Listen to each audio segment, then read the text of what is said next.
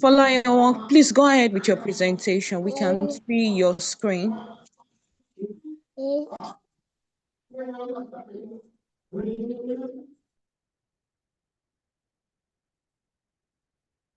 Good morning. Can anyone hear me?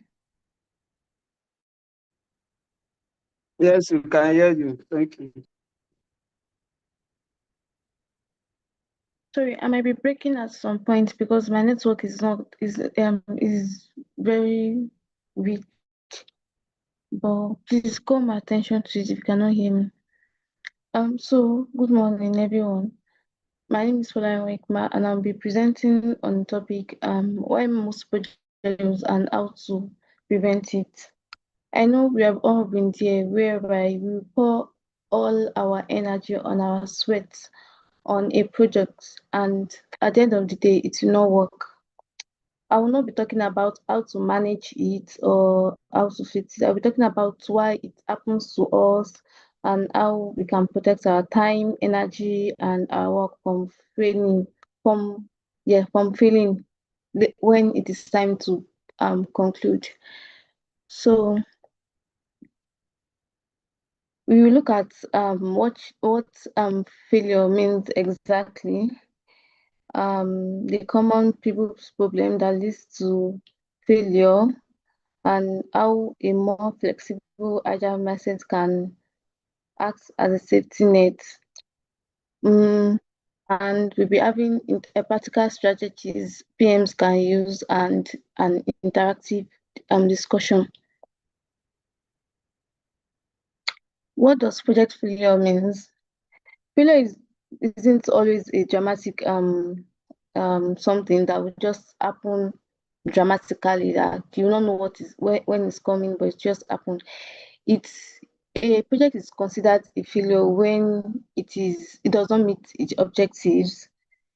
It is when you hit a deadline, but but your client is not satisfied, or maybe you stage on a budget and the whole team is burnt out, and the product does not actually solve the customer's pain. Real success is not about checking, maybe achieving something, but it's about making sure that what you are working on actually mattered.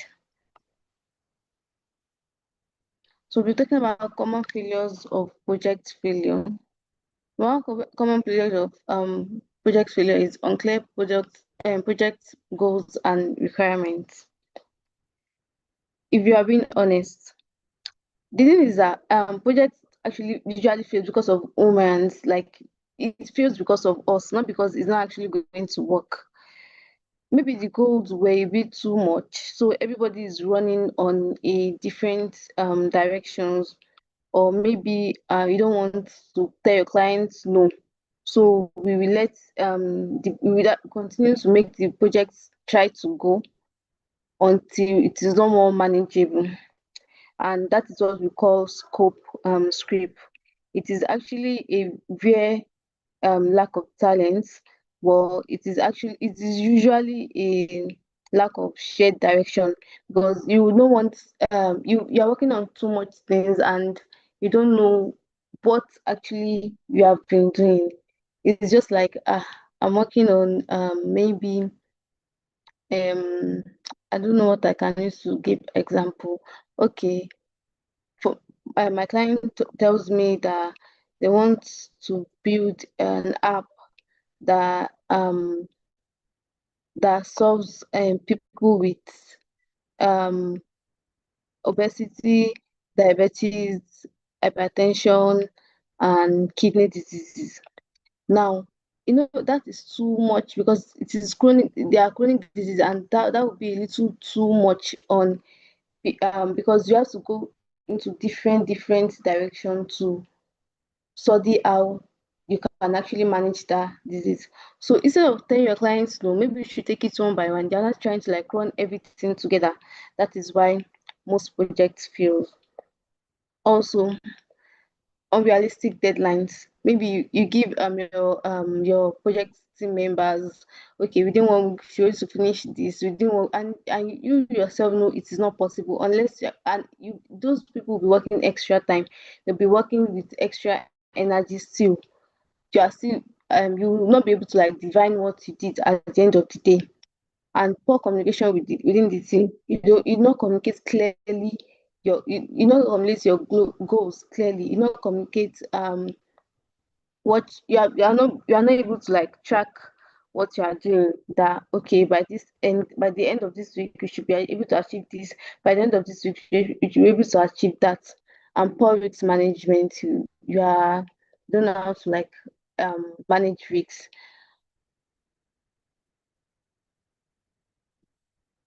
So we're talking about communication breakdown. This is actually it. Mm, Poor communication can lead to misunderstood requirements. Your team members may want to may think you are trying to achieve A while you are actually trying to achieve B. And also team confusion about priorities. When you are working on a project, you have to like prioritize some things. You have to know this are more important than this. So if you don't communicate clearly what your top priorities are, your team members will not be able to like work on that top priorities. They will be more focused on, they might be focused on another thing which actually can be solved later. Also delays in resolving problems. Maybe you are working on a project and you encounter a problem that you be like, at the end of the day when we are done, let's tackle it when we are done. At the end of the day or at the end of the week, let's do this, don't let us address this now. And also misalignment with stakeholders. For example, like for poor communication, like can be like, okay, let me use this example. Maybe when okay, maybe the project team feels if I send emails, you should be able to like get what I'm saying. That's why we have stand-ups, so that for example, we have this company has stand-ups where you can actually communicate. You give reports on what you are able to do. So you also be able to give reports on what is actually making you confused, and your maybe your your and where you're having problems, your blockers. So if it's just about, if this company works on maybe sending emails all the time, I'm very sure some people will not be able to like, is most people will not be able to like meet understand what clearly their work is supposed to be. For example, maybe when you first joined Beacom, there's a session where they call welcome to Braincom. They will explain to, we have there's already a what's it called, an email that sends the required document, that they send the required document to you to go through, and there's a document where you're able to view what your tasks are and all that. So there's another session, I think every Monday, 8:30 and I think 5, I can't remember, maybe 5:45, that you was like they were able to explain what the document that they sent to you, what is it about, your KPIs, how to move from stage 1 to stage 2, stage 3, because they know that most people will not be able to like understand and digest what it is about. So that's why some projects fail. Assuming this company works on only sending emails, I'm very sure people will not be able to like understand what they are about. Also, when we stop talking, we start making assumptions. In project management, assumptions are very expensive. Don't expect your team members to know that this is what they are supposed to do. You are supposed to tell them, you are supposed to confirm if they understand what they are supposed to do. And later we now end up building a solution for a problem that changed 3 weeks ago, and that is not actually nice. Also, I'll be talking about traditional versus agile approach. Let's think of the traditional warfare like a long distance relationship where you only talk once in a month. It's easy for everything to go wrong without you noticing, because you only meet with your team members only once in a month. You don't talk, you don't message each other. You just like communicate once in a month. You don't know what is happening. You don't know where they are blockers. You don't know what is moving. So that's like traditional approach. Agile is like a more detailed daily conversation. It's acknowledged that we don't know everything on day one. Give us permission to like learn as we go and change our minds when we feel there's a better way. For example, you feel okay, if I do this on a project, it should work better than the normal routine that we used to work. It gives like this adaptability to change. There's continuous feedback because you communicate daily. You know what the problem is. You know where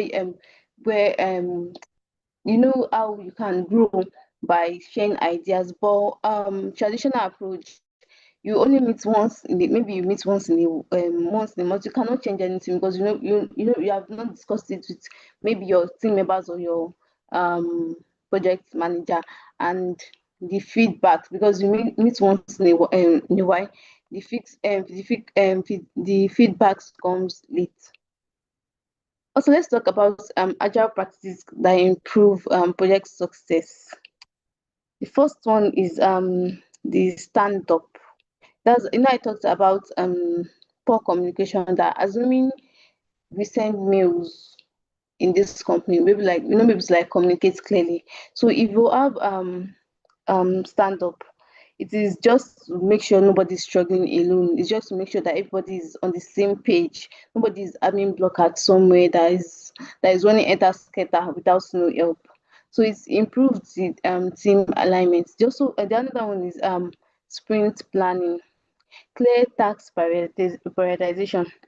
We know when we find out that a 10 minutes fix is not like a 10 days disaster. Like you know that this thing I'm supposed to like do it within 10 minutes. You are not expected, you know that you are not expected to do it like 10 days, 10 or 1 month. And also we have retrospective continuous improvements, where groups like can we make sure the next week does not get too bulky like this week. Can we make sure that next week tax is very aligned? Can we make sure that that's where you have sprint reviews also, where you like talk to the stakeholders. Then sorry, example of agile in action. For example, maybe imagine we are building a website feature. Instead of disappearing in like 2 months and open the clients like this, we show them a rough sketch in one. For example, you're working on a maybe a clothing brand. You show them the framework of their website, the low fidelity framework. You show them that this is it. Check this out, is going to be structured. They will like have a they might not be able to understand clearly, but they're able to like know, have an idea of what it is about. They'll be like, oh, that's why it's now coming. They'll be like, actually, this is not what I meant to. It, that situation is not like you failed or anything. It is more like a win because you name it, and it's not like when you start working on the prototype that you now show that the final result, and you now be like, this is not what I meant. This is not what I was saying. I was saying this. I was saying that. That is like agile in action. And also how to manage project managers, how project managers can prevent failure. The first thing is to clearly define project goals. If you have a project that you are working on, clearly define your goals. Know your main goals, know your main objective, that at the end of the day, this is exactly what you want to like achieve. Also, maintain regular communication with the team. Ensure you communicate daily, if not morning and evening. Make sure you communicate once in a day so you know um where you stop and how your project is going. And also involve your stakeholders frequently. This one is very, very important, so you know if you are working towards their goals also. And monitor weeks early. Don't say because this week is small, don't let us leave it for a while. And also use project management. We have Jira, we have Trello, we have Asana. not everybody might be able to like understand this except you're a project manager, but these apps makes works and workflow easier. Everybody can see what they're working on, everybody can know who and who is working on and the timeline for it also.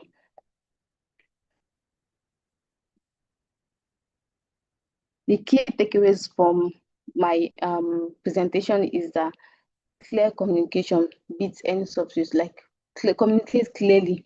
Most project failures are preventable. It's because of our humans mistake that made some projects fails, and also communicate clearly and clarity. Make sure everyone is clear, everyone understands what they are here to do, and catch mistakes early. Like I said, don't wait till the project is almost over before you realize the mistake, and that will be because of lack of communication. If there's any project that is failing because of a small mistake that has happened maybe some months ago and they are almost done with the project. And also, project managers should focus on delivering value. Don't finish the problem. Don't finish the project rather. Deliver what they are supposed to deliver. Solve the problem that it was created for. So that will be the end of my presentation. Does anybody have any question?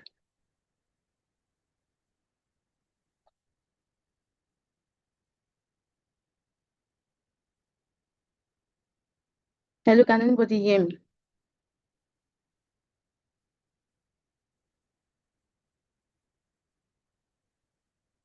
Yes, we can hear you. Okay.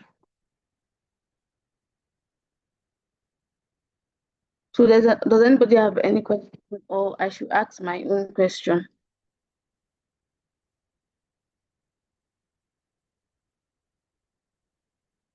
Okay, in the absence of no question, my first question